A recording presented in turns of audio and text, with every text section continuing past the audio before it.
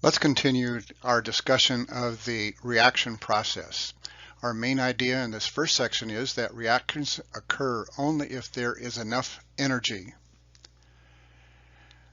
The reaction for the formation of water from the diatomic gases of hydrogen and oxygen is exothermic, which means as the reaction proceeds, there's going to be heat given off. Now, to understand how that can be possible, we need to look at what's happening inside of this. So here is the balanced equation for this reaction. It takes 2 molecules of hydrogen plus 1 molecule of oxygen, and at the end of the reaction we'll end up with 2 molecules of water. Now, hydrogen and oxygen do not combine spontaneously and immediately form water if you mixed them together. So if we just took some hydrogen and oxygen, put them in a container, and close the lid on it, we could wait forever and there would be no water formed on the inside. So something's got to happen for this to actually react. They just won't do this spontaneously. And what has to happen is that the bonds of these molecules have to be broken. In other words, we need to break the bonds between the 2 hydrogen atoms that make up a molecule. We need to also break the bonds between the 2 oxygen atoms that make up the molecule of oxygen. So bonds have to be broken, and then we're going to have to put these atoms back together in a different way and bond them back together. So we're going to have to break some bonds, we're going to have to form some new bonds. Now here's an important thing to remember. You may want to put asterisks by this in your notes. Bond breaking is an endothermic process. I have to put energy in to break a bond. I have to put energy in to break a bond. And when 2 atoms bond together, they give off energy. 2 atoms combining to form a bigger molecule or complex is going to be exothermic. They're going to give off heat. Now, an energy input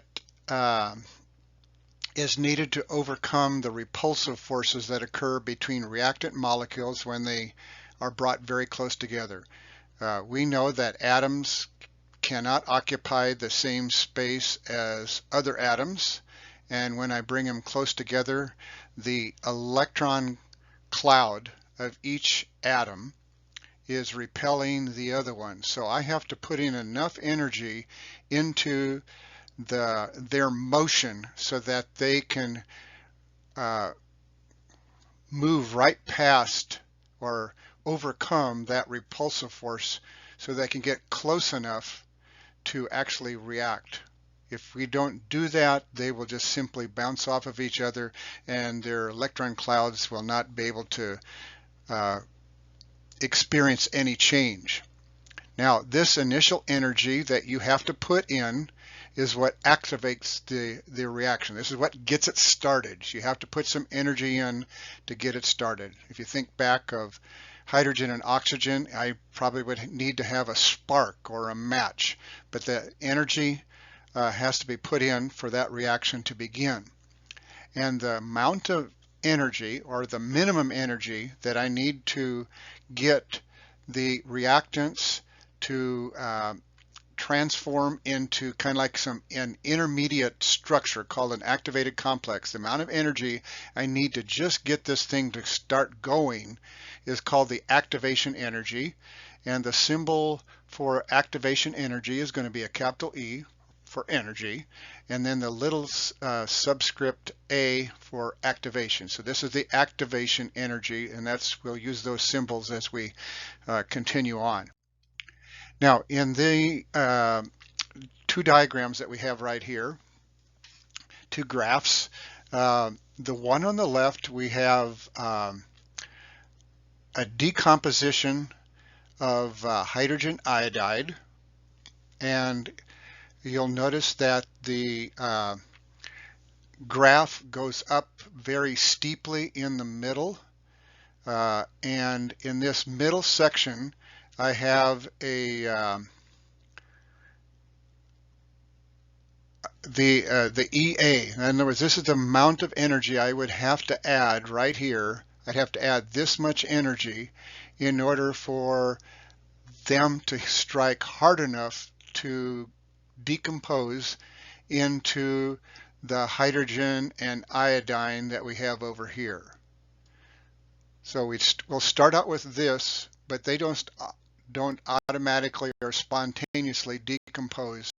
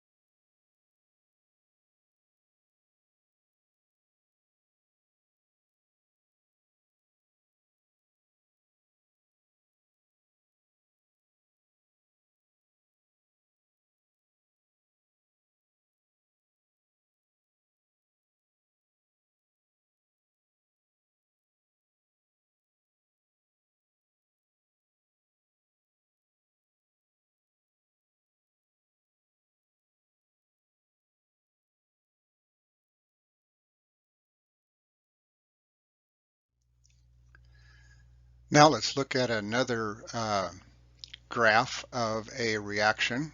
This is the reaction between between potassium and water. This is a kind of reaction that we learned about early, that active metals, when they react with water. So this is an active metal. Potassium is in the first column, group 1. And when they react with each other, the potassium replaces the hydrogen, is what we learned. And so we'll have a hydrogen molecule forming over here, and then the potassium will combine with the remaining OH to form potassium hydroxide. Now in this reaction, you can see that the activation energy of this reaction is not very tall. It only goes from here to here. So this indicates that this reaction probably takes place fairly quickly, and there's probably, and in real life, you just drop the potassium in and immediately starts reacting. Where does this energy come from? The energy is already in the water and in the potassium, and it already is warm enough to have that much energy, and so it will react, and it reacts very quickly, and the products are formed over here. Now notice that the energy that the reactants have is at this level. The energy that the products have is at this level, and there's a difference between these two levels. And that the amount of heat that's given off in this reaction is 393 kilojoules. The negative means that it's given off. So this is going to be an example of an exothermic reaction. And this part right here, which we often will say, instead of saying EA reverse, we'll probably say EA prime, is the amount of energy that it would take to get these two products to recombine to form the original reactants. Notice that it would take a lot of energy for this to happen. So not likely to go in reverse. So in the transition state, that's kind of like in between the reactants and the products. In that transition that's going on, you have molecules that are breaking bonds, and then you have new ones that are forming.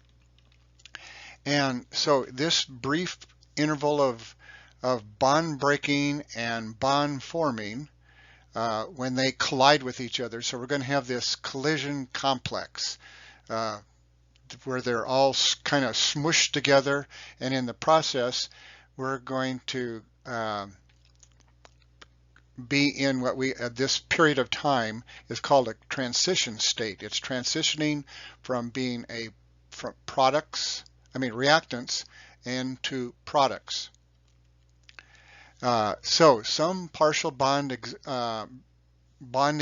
exists in this transitional structure. So don't think that all the bonds have broken, or that we have some that have broken. So and then we have some that still exist. So we'll have this transition going on at this point. And this transitional structure, this complex, collision complex is what used in that first sentence, this transitional structure that results from this effective collision. Effective collision means they've hit hard enough that bonds can break and new ones can form, and it persists while this process is happening, bonds breaking and new bonds forming. We call that transitional structure, we call it the activated complex. It's a collision complex that was produced when we had enough activation energy. And that activated complex, it doesn't last very long, very short-lived. In some reactions, I'd say it probably maybe lasts only maybe like millionths of a second or thousandths of a second, just a very brief period of time when all of this happens. So bond breaking and bond forming is not a slow process, it's very rapid. Now in this particular diagram right here, this is back to I think it was the very first reaction that we talked about with hydrogen and iodine forming hydrogen iodide. And we talked about the different ways that this reaction mechanism could take place. And what we kind of settled on is one in which we have the iodine molecule breaking apart, but nothing has happened yet to the water molecule. So we started out with these two right here, and when we add this much energy right here, that was enough energy to break these hydrogen or this hydrogen molecule into two hydrogen atoms. But notice that the hydrogen, nothing's happened to that yet. Then in the next step, so right at the, maybe I should go back here, you notice this asterisk right here? That is the first activated complex that would happen in this. So this one's actually creating more than one activated complex because it's happening in a series of steps, 2 or 3 steps we learned earlier. Now the next thing is one of these iodide atoms will collide with the water molecule, and it takes this much energy right here, a slightly smaller, or actually a considerably smaller amount of energy, to get this one iodine to collide with the water molecule to form this transitional structure. And then we still have our one iodine atom that nothing's happened to yet. And then the final step is that iodine colliding with this transitional structure, but it takes a lot more energy, so they have to be moving much faster for that to happen, and will form this third activated complex. And then the bonds will break and new bonds form, and we'll end up with this over here. So the final energy of the products over here, notice that it is lower than it is over here. So we've lost some energy. That energy's been given off. So this delta E is going to be like negative, and because this is an exothermic reaction. Now, kinetic molecular theory states that the speeds and the kinetic energy of the molecules increases as the temperature increases. So if we want molecules to strike hard enough, we have to just raise the temperature. That's the typical way that this can happen. And the collision between these molecules must possess sufficient energy to form that activated complex. And if it doesn't form the activated complex, no reaction will actually take place. You have to make it to the top of the hill or no reaction has taken place. And so raising the temperature of the reaction just provides a situation where more molecules can have enough energy to react. And the more molecules that are doing that, we observe this as an increase in the reaction rate. The reaction is going faster because more of them are reacting at one time. So in your notes, you have this particular graph or diagram, and they want us to label this energy diagram with where the reactants are, where the products are, where delta E will be, EA, EA prime, and then after we've created this, we're supposed to calculate the energy forward, the energy in reverse, the EA and the EA prime. Okay, so this graph has numbers on it, so we'll be able to do something with those numbers. So in this graph right here, here are all the parts that your graph should have. Notice where the reactants are. The reactants are on the left side, and it happens to be at an energy of 0. It says right here, that's where the reactants go. And over here we have the products. And we'll notice that the energy of the products are at an energy of 50 kilojoules per mole. The next thing that we were supposed to label is delta E, and delta E goes from the level of the reactants to the level of the products. So that's where you're going to draw in your delta E. So you'll draw this arrow with the delta E right here. Then we were supposed to draw in EA, and you can draw, they drew it way over here on the left. I probably would have drawn it right underneath the peak, and I would have the arrow pointing up, and I would put EA right here. This is where I'd put the EA. I don't know how good I'm going to be able to do this. This is the A right here. That's EA going right there. And that's for a forward reaction. If it has a prime, it means that this reaction is going backwards. So to change the products back into the reactants, I would, you could draw another arrow here or over here, and this is the EA prime. It goes from the products up to the top. This is, remember, right here at the very top, this is where our activated complex is. So the EA goes from the reactants up to the activated complex. The EA prime goes from the products up to the activated complex.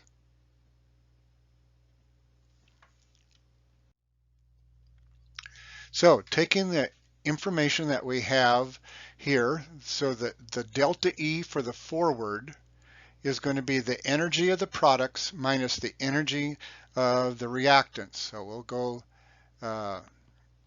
take the numbers off of that graph that we have right there and get my graph visible right here for us. And the energy of the products, if you look at your diagram, the energy of the product lines up with the number 50 over on the left. So we're going to write down for the energy of the products 50 kilojoules per mole. And then it says it's minus the energy of the reactants.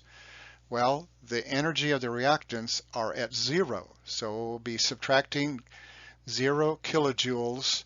And when we do that, we end up with a positive 50 kilojoules per mole. I have to put this much energy in to make this reaction start. So this part, and if it's positive, it's going to be endothermic. I have to put this energy in.